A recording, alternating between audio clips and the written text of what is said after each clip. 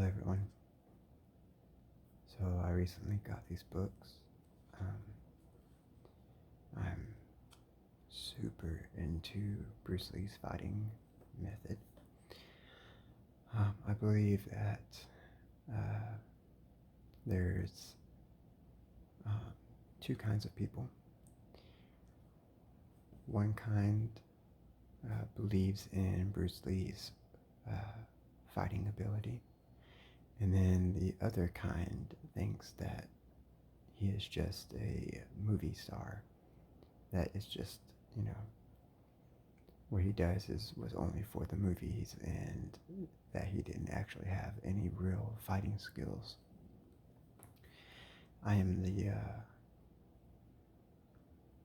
kind of person that believes in his fighting skills, as he got into the movie business because his father was into it, but he got into martial arts and that became his life. That became his everything. Like his philosophy, the way he looked at life and treated everything was basically driven by his love and expertise in martial arts.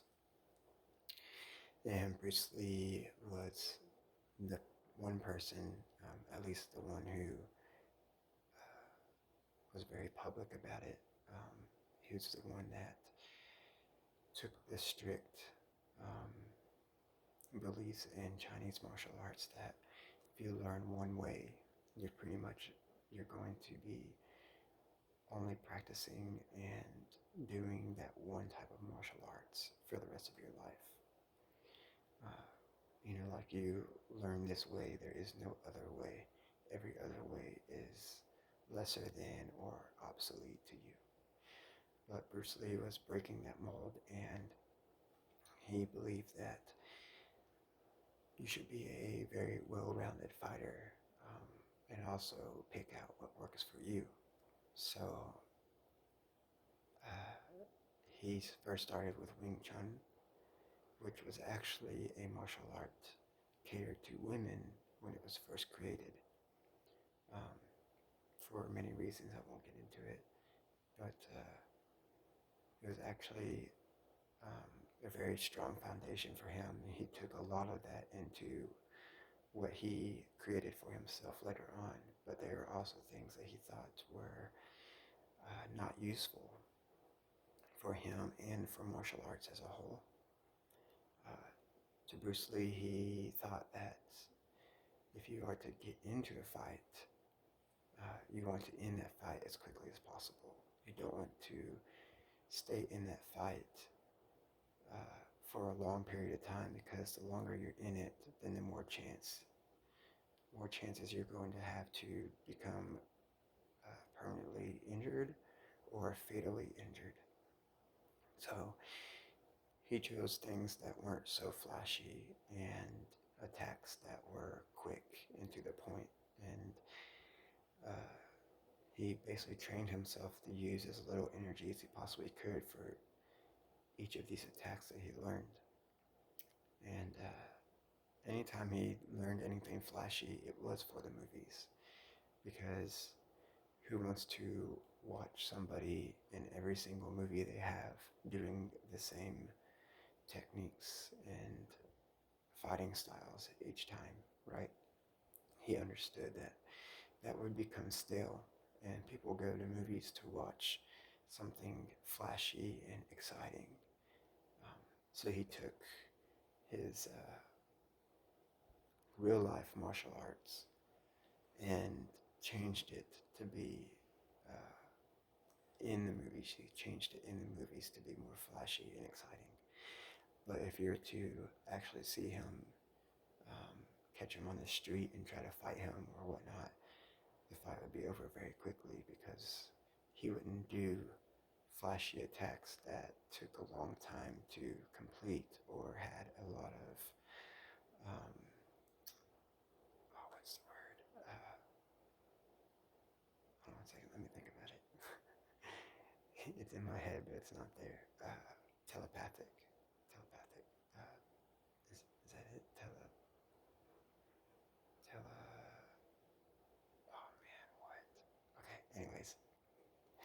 graphic. There you go. He wouldn't use techniques that you could see coming from a mile away, right?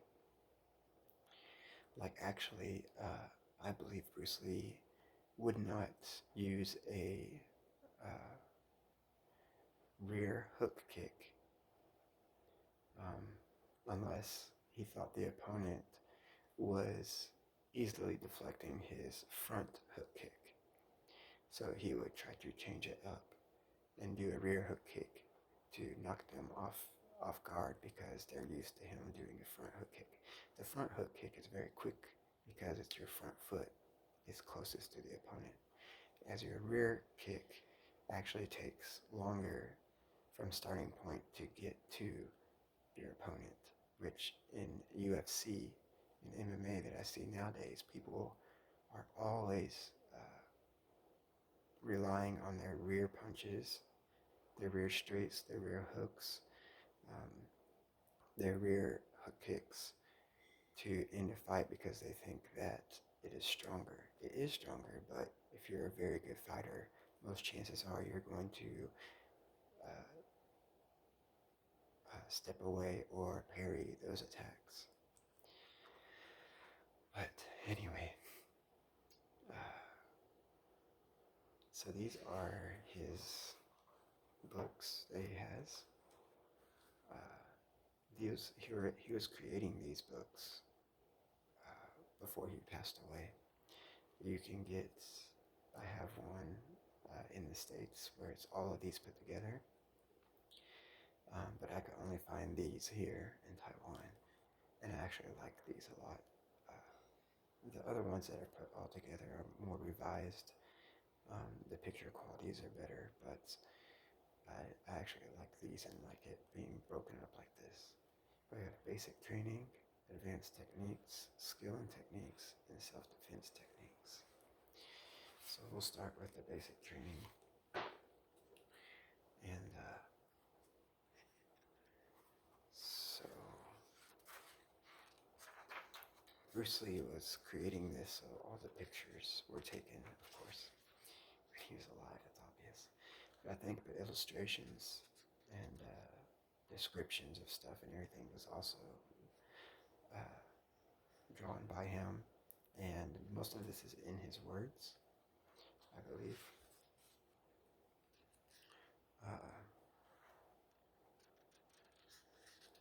But actually, Bruce Lee decided that he didn't want to publish this because a lot of people were creating schools and saying that they knew Bruce Lee personally and were taught by him. And they were teaching his Jeet Kune Do, which Bruce Lee had decided that he didn't have an actual style. And Jeet Kune Do is not a style. Jeet Kune Do is basically it's expressing yourself in your martial arts. Another way to explain that is that he looked at different martial arts and he took what worked for him and what he thought was good for his way. But he could also break that anytime he wanted to. He wasn't set in this one way.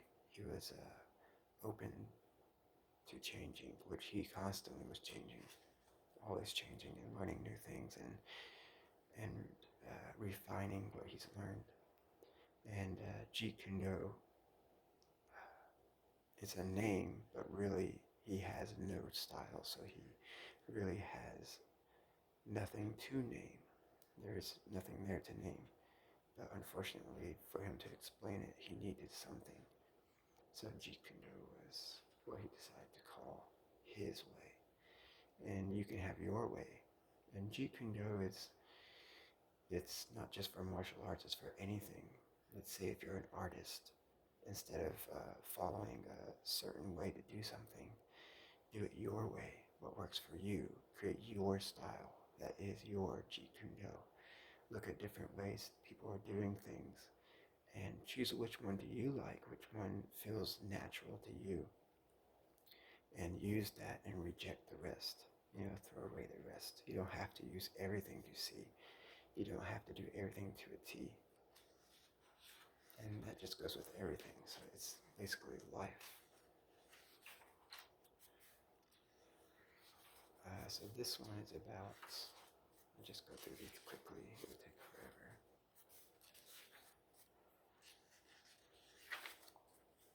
Stretching. You see I'm stretching there.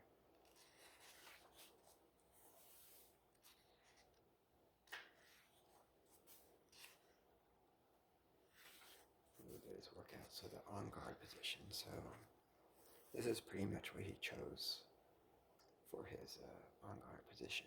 And I'm sure it's something you've seen before.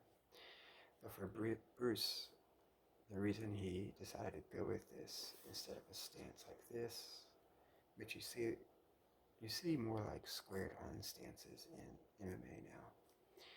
But I think Bruce Lee would continue to use this because even when he was alive, that was still a stance. And I'm sure he had already seen it and decided that's just not going to work.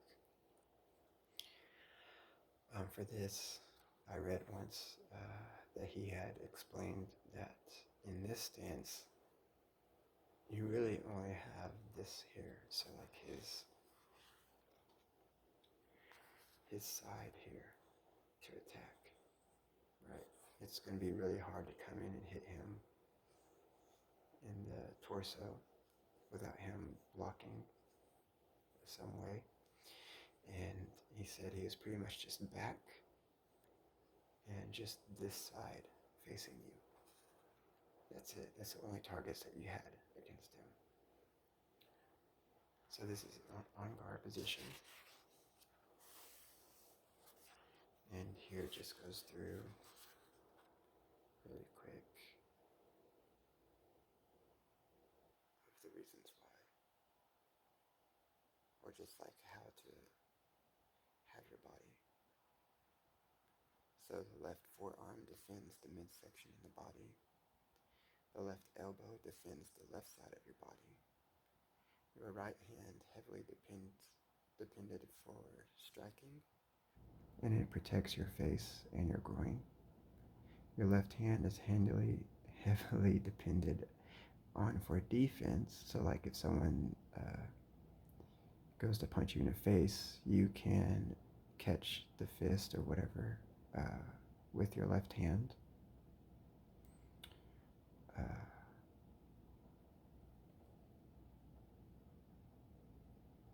Your right knee is turned inward slightly to defend the groin area.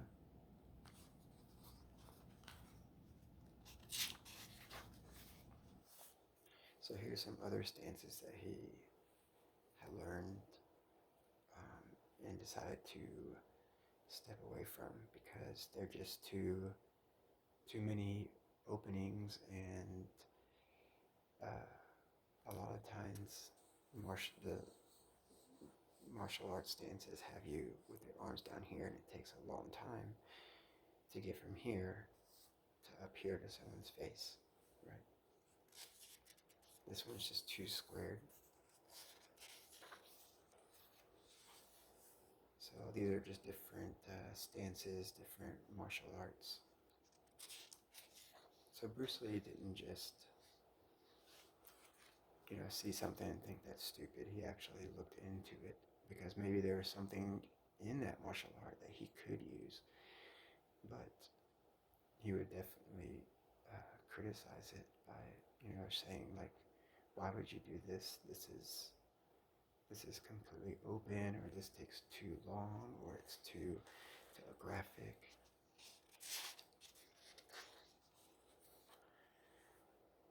So here he is. The center line was from Wing Chun. So this is actually not the Wing Chun stance. Not really. But here's a center line. If you keep your center line, even if someone does a hook on you, you'll see later on that keeping his center line, he can pretty much deflect or parry or whatever most attacks coming at him.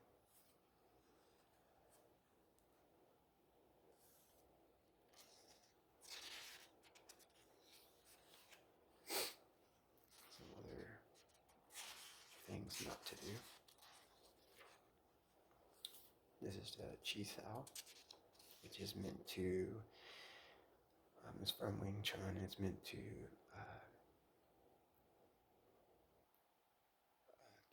get your arms used to the pressure.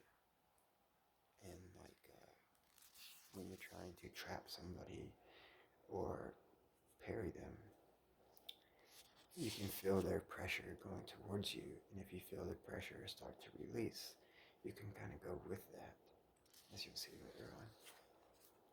So your footwork, you can see here, here's the line. He's got his front foot here, and his rear foot is actually to the side here. So that means the heel is heel to toe, instead of like both the feet being on this side.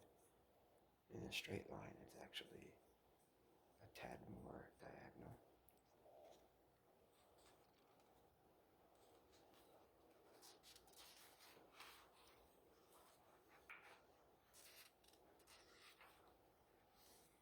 And here's his, I forgot what this one's called. Oh, the quick advanced.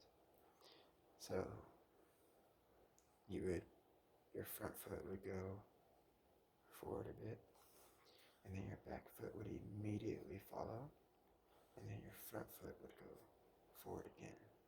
And you do it very quickly. You can actually see in one of his movies, I think it's The Big Boss, where he's retreating, but he's retreating this way, and it's a very fast retreat.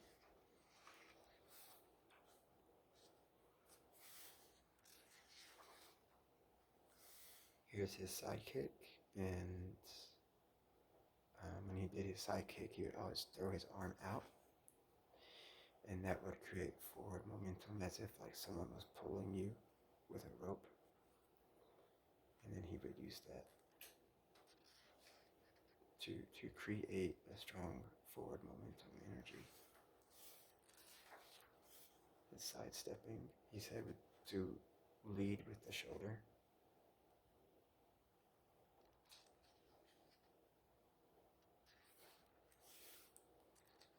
And here he would practice with a pole. Have someone like thrust it towards him, and he would just practice to evade, parry. Your power training, how to hold your fist. He believed from Wing Chun to hold your fist at a vertical and not horizontal, as he actually believed that, well, for one, most people hold their fists like this, and then when they punch, they're twisting. But as a vertical, if you hold your fist as a vertical, it can be turned a little bit, but you don't have to use any energy.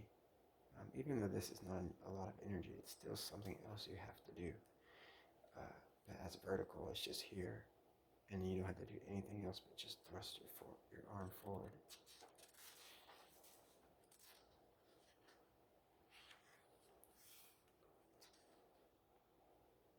So a lot of these pads were actually not anything used when he was alive. He died in '73.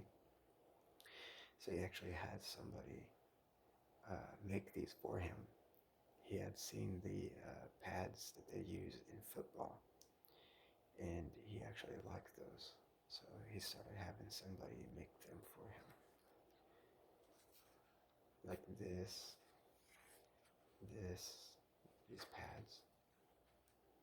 And when you punch, you don't punch, it's these bottom three knuckles. And here he is comparing. And here he is, he uses it's like kind of like a gravel thing, or like very rough sand that he would use to punch and callus up his knuckles. And you can see he's got this forearm machine.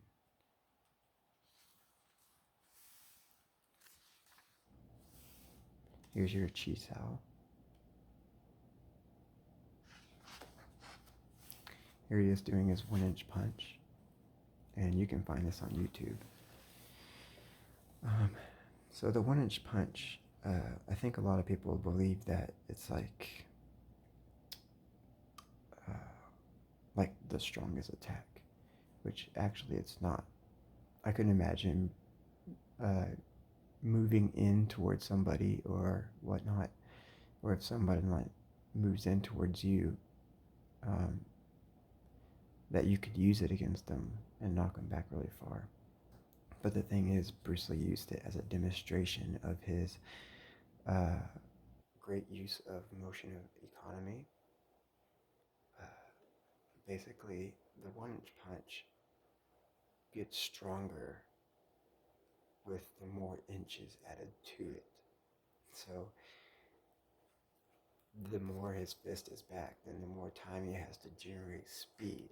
And speed is what causes the power. Uh, and Bruce Lee was just showing, like, look at this small amount of a gap between my fist and this person's body, how much power I can generate with just this much movement. And imagine how much I could generate if I were further away. Uh, you can actually see there's 2 videos. Um, there's this one, and then there's another one. I'm not sure if this is the same one, but there's 2 different ones. But there's one where, hopefully I'm not getting this wrong, you see in the video there's a man in a white gi, and I believe that's Joe Louis, who is the current karate champion. And Bruce Lee lets him go up and punch this guy, and Joe Louis uses a rear straight. So he uses his rear hand, not his lead hand. So the hand furthest away from the opponent, and he knocks the guy back, but the guy just takes a few steps back, kind of knocks him off balance. Bruce Lee uses his lead hand and knocks the guy. He doesn't do a 1 inch. He does pull back, like he has his hand back a little bit. But the difference between Bruce Lee's lead attack compared to what's supposed to be the strongest rear straight attack is just absolutely um, just completely different. Like he pretty much blew Joe Louis's attack out of the water. And I'm sure Joe Louis was way heavier than Bruce Lee was. It was the motion of economy and how Bruce Lee had learned to use his body the best way he could. So a lot of people think like if you can do a 1 inch punch, like this is the most powerful attack, which is it's just not true. This is a demonstration. Here he's doing isometric, and basically he did this to strengthen his tendons. Uh, it's like thinking of your tendons as a rubber band. So they stretch and then snap back and stretch and snap back.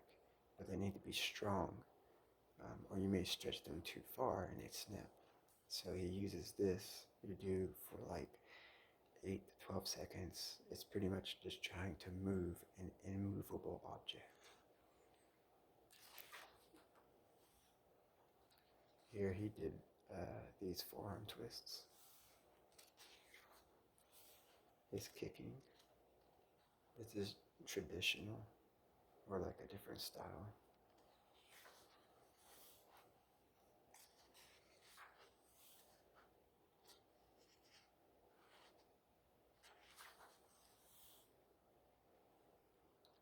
And then this is the front kick, I believe.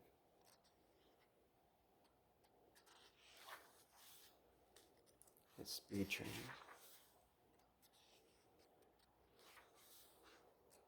This is his eye jab. This is, he said, was the fastest attack. And something that you would most likely get from Bruce Lee in a street fight. As for him, fighting was not a sport. That's why he never really got into fighting competitions, is because to him, fighting competitions have rules and guidelines. He had trained his body muscle memory to do things on its own, Like the quote that he has, I don't punch, or no, I don't hit, it hits. I think it's in one of his movies as well. Uh, what he meant was that he had trained his muscle memory, his body, to basically do some of these things on its own. He's not thinking about it, it's just doing it. It's reacting itself. Uh, and if you go into an MMA fight, there are rules you have to think about. Okay, I can't do this attack, I cannot do this attack. But if you're in a street fight, there are no rules, and you're going to do what you can to end it as quickly as possible. And that might mean jabbing someone's eye, kicking them in the groin. It might sound dirty, but you're fighting for your life. You're fighting for your body. Uh, it's not a joke. It's not a sport. You're not getting paid for this. You're defending yourself. Bruce Lee didn't want to put those limitations on himself, and for him, his martial art wasn't for going out to fight.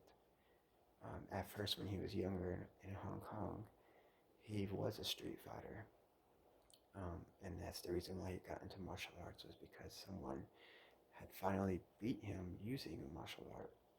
And that's when he decided to get into it, to actually learn how to defend himself better. So for Bruce Lee to do karate championships and all of that, it was just not him. His martial art became his life. It became his philosophy, his way of life, his way to express himself, not his way to go out and get into fights anymore. He used his martial arts for his movies, but outside of movies, it was just his way of life. So here he is hitting a leather strap with his jabs. I honestly, I just couldn't do that. I mean, I'm sure I could, but man, that would hurt. Here he is doing his, so you can kind of see his arm. Bruce Lee was very big on saying to be relaxed, don't be tense. When you punch, you shouldn't be always clenching your fist from the beginning to the end. It should be relaxed. And the only time you actually clench your fist is when your fist is right before the target. So it's relaxed, and then right before the target is when you clench. Because if not, you're using energy and you're becoming stiff, meaning you won't be as fast. And if someone does something during your attack, it's a lot harder to react to that and change what you're doing if you're very rigid, like a bar. It was more like a chain.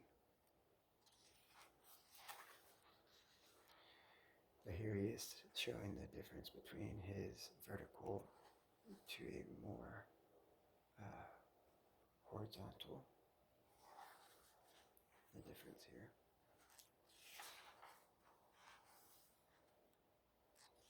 Is different practicing equipment.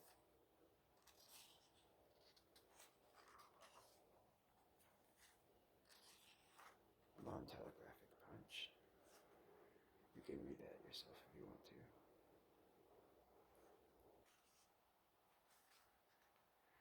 Here he is showing his ability to close gaps quickly. There's another one that he does, and I've watched it on YouTube, where what you see is you see him close the gap and punch at the person's face, but if you slow it down, when he's closing the gap, he actually feints to the midsection while he's still moving in motion, feints to the midsection, and then goes for the head. And that's a different person he goes against. And it's crazy how you don't see these things in MMA anymore. You might think like, whoa, they're not useful. It's not. I think what it is that people have forgotten or glossed over a lot of the things Bruce Lee was advocating and talking about. Like, you don't see feints anymore. Um, Feints are like, when you pretty much pretend, but pretend very well, that you're going for one part of the body. Like, you kind of whip it out. And hopefully what that does is it causes the person to try to react to that. And as they react to that, it's too late because you're already going in for the next attack. Here he is showing a hook kick. As you see, he does this hook kick with his lead leg, not with his rear.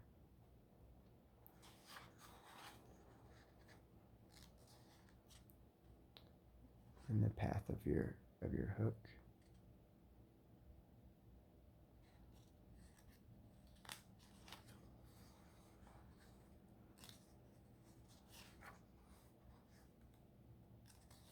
Practicing like stretching up high.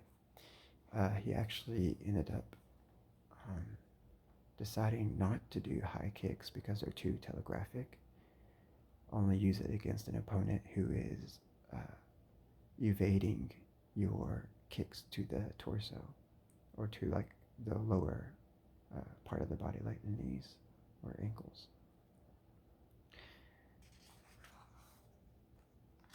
And Chuck Norris speaks about that, how I believe they're in an elevator and Chuck told Bruce that he should continue practicing the high kicks because there might come a time where he needs it. And Bruce Lee agreed that he should continue to practice them, but not make it his go-to attack. Keep it at the midsection unless you find someone who you need to use it against, like a last resort, basically. Here he is going for the groin. The person punches towards him. He traps their arm. He doesn't just move away from it or slap it away. He traps the arm. Kicks at the groin. And here you are, like, awareness, looking at everything. In one of his movies, he asks somebody, he says, "Look at that tree. What do you see?" And I think they said, like, "I see a leaf," or something like that. And he said, "No, look at the entire tree. Look at it as one. See it all together as one. So you see it. Don't just focus on this. Don't just focus on this or this. Focus on all of it. And so you can see every movement." It's kind of like thinking about using your peripheral vision. Don't just zone in on one thing. Try to be aware of everything everywhere. So that's book number 1. Book number 2 is his advanced techniques.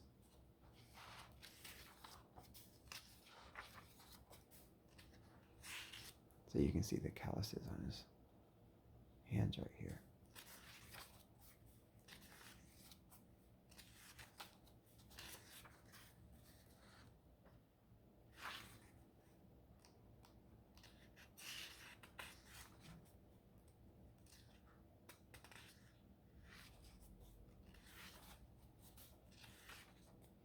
So his hand techniques for offense, the leading finger jab, and see, stay in your center line. Everything stays at the center line.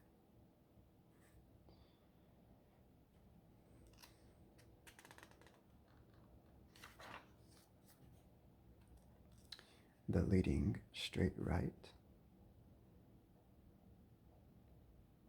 And this is Danny Inosanto. He actually has a school, I think in California. And he is, what is he? He is from Cambodia? No, I don't remember. erase that from your memory. I can't remember where he's from. But he taught Bruce Lee the nunchucks. He says that he showed Bruce Lee the nunchucks, and Bruce Lee really liked it. And he said that Bruce Lee took them home, and not too long after he came back with those amazing techniques and speed that he had created for himself. Man, what is he? It'll come back to me. But here's his the front view of his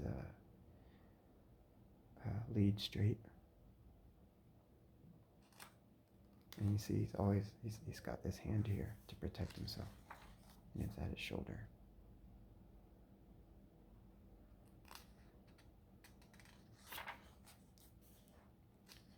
Lead to the body. You just bend the knee, kind of sink in. And keep your hand up there towards your face. You see, a lot of people keep their hands up here to the side because they think it's going to protect them if they get a hook. But as you'll see later, this hand being here is enough protection.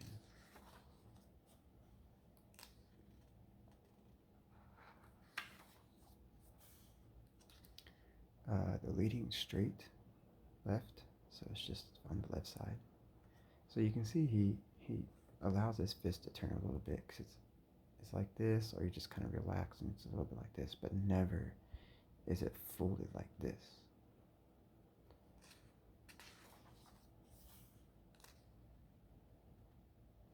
So here he does a feint. So he throws up and causes the person to try to block this, and because of that, he comes in with his rear. And you can see how far he throws his foot forward to bridge that gap. Again.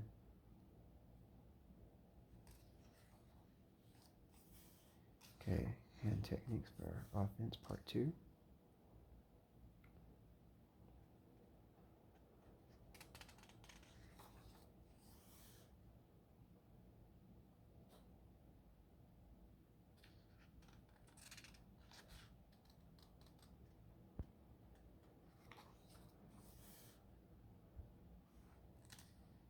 Going for the body. The back fist.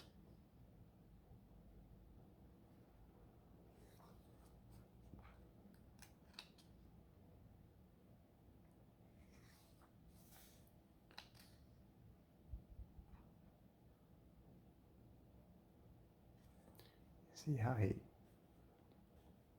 blocks this one here. First he blocks it with his lead, and then quickly takes over with his rear and uses his lead as a back fist. He's trapping. He's not just moving out of the way or anything. He's trapping. Here's his hook punch.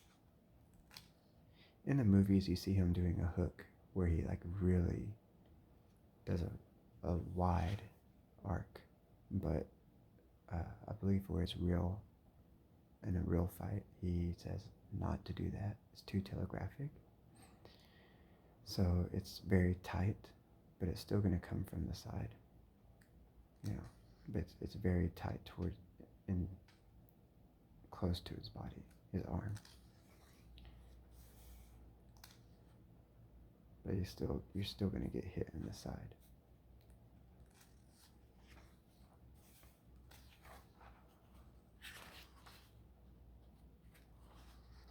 So attacks with kicks. You got your kick, downward kick to the knee. Again, his leading. You're using the leading leg because it's the closest. His leading side kick. So you throw your hand up,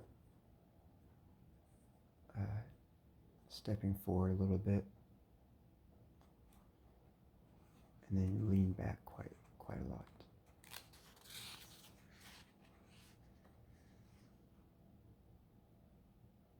And you see he steps forward, and right after he does that, he's bringing this foot here. So you can see up here, while he does that, he's pretty much lifting his waist up. So both of his feet are in the air. This happens very fast. And then as he puts this leg to the ground, he thrusts this leg. It's like almost simultaneously. That way, all the force from here goes straight into the body.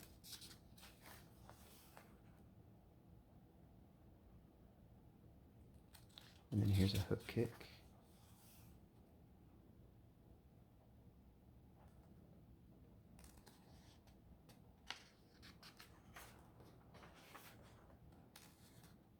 To the body, to the head.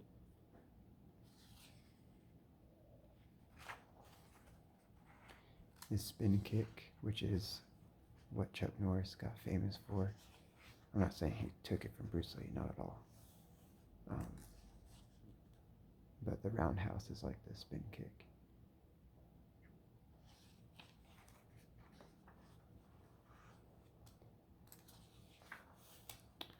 And then the sweep kick is almost like a slap to the face. It's like a hook, but you're bending your knee. You're slapping. To not show anymore. Okay, yeah, here you go. See, it's like you're slapping.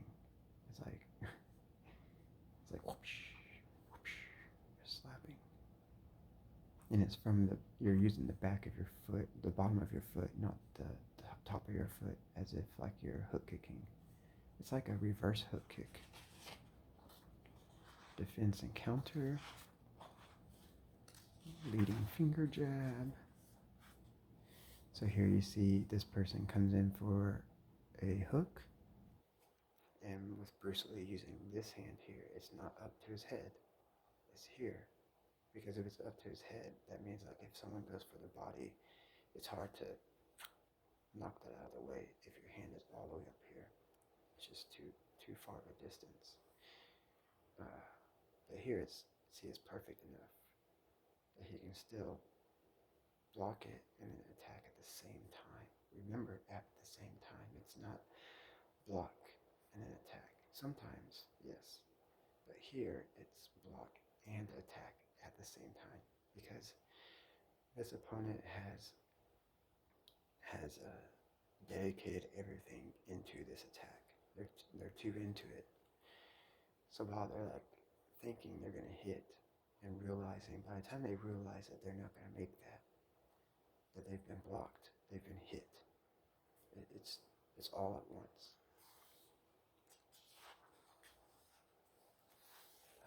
Let's see what's happening here. So this person, he's rearing back the punch, and before he even gets halfway, Bruce Lee sees it coming because it's too telegraphic. He's like, okay, I know what's happening. So by the time that happens, he's just going to go ahead and jab him in the face.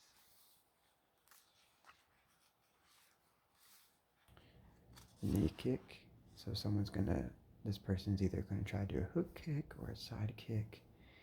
And Bruce Lee, before the person even gets their leg up, he just goes ahead and attacks the knee to stop it. From here, he could just go for a rear.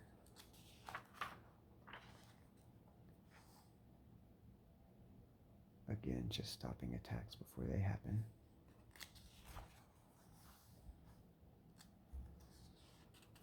Which I think those are called stop hits. Can't remember.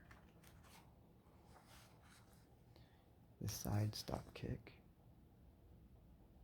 So the person's, again, going for a kick, and while in the middle of that kick, Bruce Lee just goes ahead and reacts to it and kicks them in the midsection to knock them off their balance.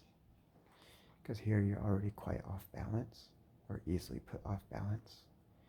And if you commit too much and the person can see it coming, you just go ahead and attack. Instead of stepping out of the way, just go ahead and attack.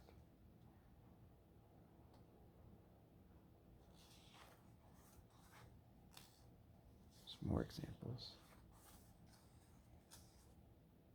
using the hook kick as someone comes in for either a feint or attacking the face. Just go ahead and it's open right here. So if you're fast enough, you can just pop them. Once again, a hook kick, but this time to the groin. Spin kick. Someone's coming in. If you're fast enough, you can just spin kick in the face.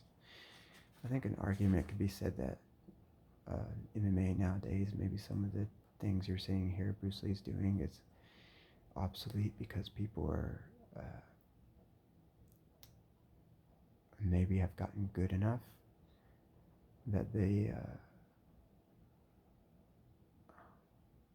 are like either fast enough, or maybe things are people are being too fast with their punches to be parried or anything. But I don't really think that's the truth, or I don't think that's, I just don't believe that. As a lot of times in MMA fights, even nowadays, I see is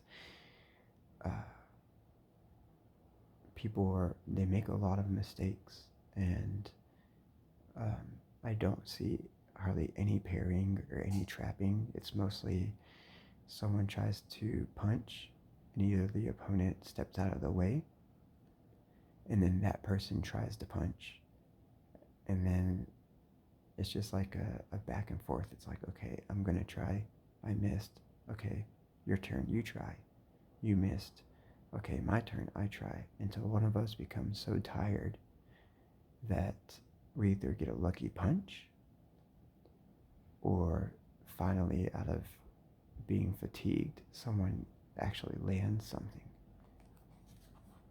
And these fights take so long, as they should be done with as fast as possible.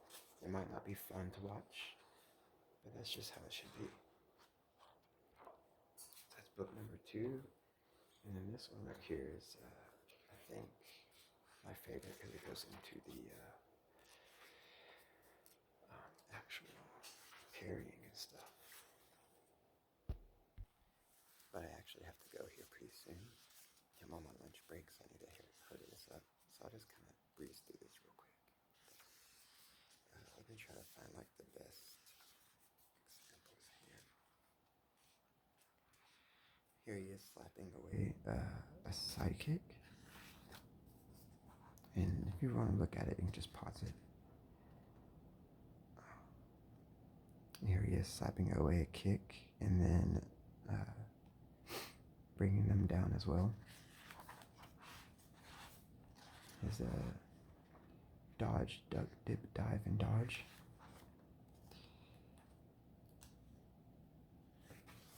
But I want to find... Here he is showing the conventional, or the very popular way. And then here's his way, keeping the center line. And the difference between a vertical and a horizontal fist.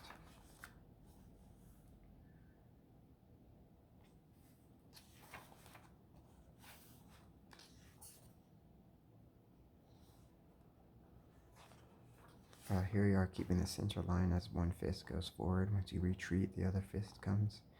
It's like a 1, 2, 1, 2 kind of thing. And always trying to keep your elbows in and not flared out. If your elbows are flared out, then your midsection is open for an attack. Here he is right here. Like if someone tries to go to punch towards his face, this hand here is there to block it. I'll find a better one.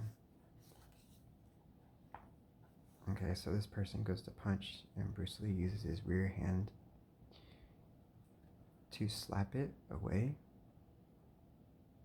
And then as the person retreats their hand, he goes in for an attack.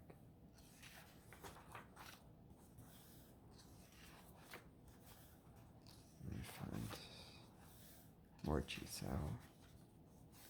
More Chisao. Okay, here. So here comes an attack, and here's two different ways that you can respond to this. Okay, when someone's fist is going here, you can just go on the inside and just straight attack, right? Or as they go for the attack, let's see what's happening here.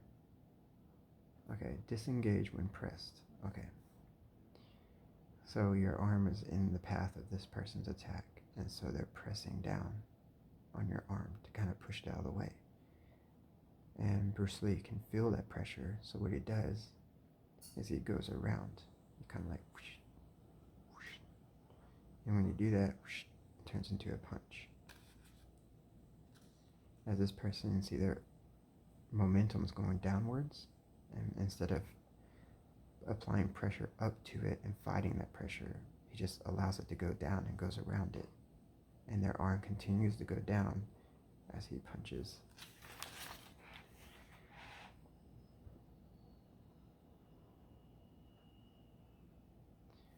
So here the person is going to punch toward his face. Bruce Lee uses his lead hand he has it go under this person's attack. So this person's attack's going here, right? Trying to go above his hand and into his face. So what he does is he allows their arm to connect with his arm. And then with a twist of his body, he lifts his elbow up, kind of like, I guess you can't really see. But what that does is it deflects it, right? And now this hand is here that can just go straight to his face.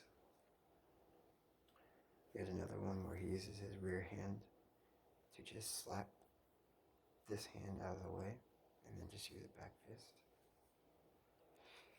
Here's his receive to detain. So he's going for the midsection. So Bruce Lee just kind of sinks in a little bit.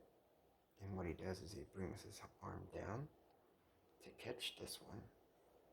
And now that he's caught it, he can quickly just go ahead and punch. Here's the one I like a lot, is that when someone goes for the attack, you use your rear hand to either catch it or kind of like slap it out of the way while attacking at the same time. Skill and kicking. I'm just going to pass through all of this. Parrying.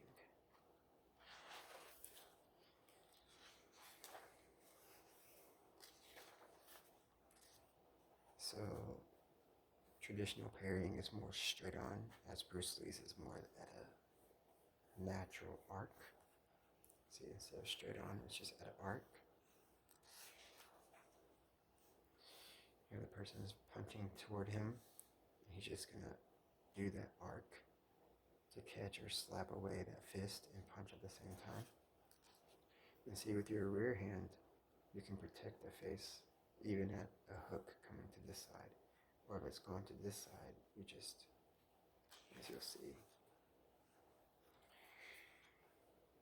here the person goes for his face and Bruce Lee moves his head out of the way, but then with his rear hand, he's going to trap it on his shoulder. So he traps it on his shoulder while attacking at the same time. So now this person's arm is trapped. So essentially, Bruce Lee could continue to do more attacks by continuously trapping that arm.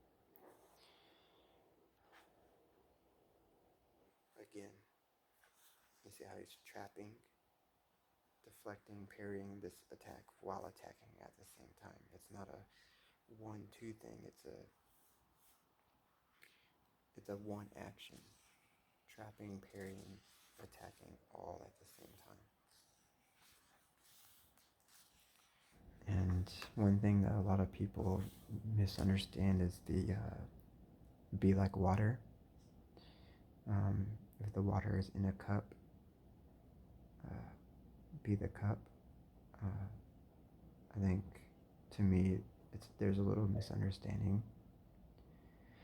So there's two different ways to think about it. One is back here where Bruce Lee. Let me find it.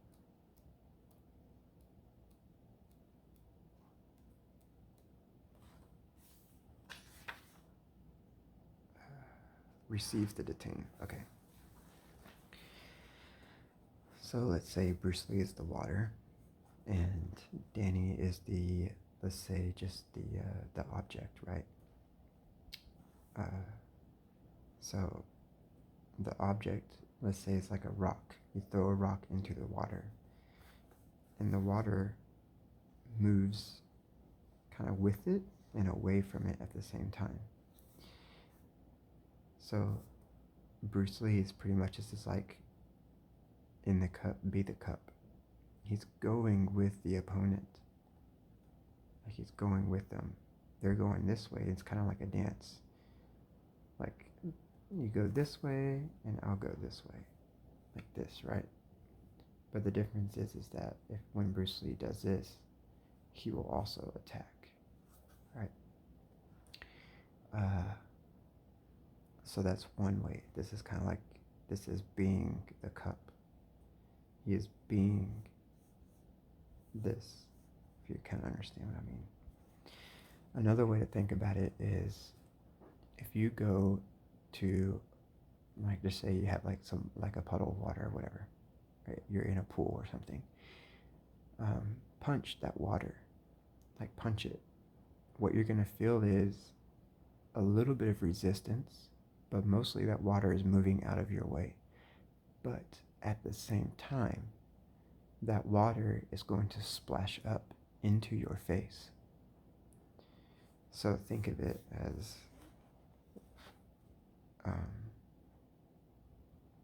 it's like this one where the person's punching, but Bruce Lee will trap the hand and attack at the same time. This isn't a 1-2. You just see that because it's in a picture 1, picture 2. But the thing is this happens all at once. The person's punch comes in, but Bruce Lee traps it and punches at the same time. It's not a trap punch. No, it's a trap punch. It's like punch. Punch. It's not trap punch. It's punch. So I think that's one thing you don't see in MMA anymore, and I don't think it's because it's not useful. It's not. It's like why would you do that? To me, it's why are you not doing that? Why are we not trapping and hitting at the same time? Why are we not trapping at all? Why are people moving? I know, like footwork. And Bruce Lee says it too, like it's hard to be hit if you're not there. So someone throws a punch at you and you move out of the way, right? But what that does is it allows that person to reset and try again. But if you are to trap someone's hand and punch them at the same time, you're not allowing them to try again. You're saying you've made a mistake. I've caught you and I'm hitting you at the same time. So I'm not going to give you another chance. But these are just targets, different things. And Bruce Lee did do sparring, and you can actually see him at a junior tournament or something, where he does some sparring. And he does Chi Sao, the thing, but blindfolded, to show that all you need to do is feel. And this one, I don't have time to show you, but this one is basically, I'll show it next time, but what to do in certain situations. Against more than one person, against somebody with a gun, against somebody with a knife, with your back turned or sitting down. What to do in certain situations.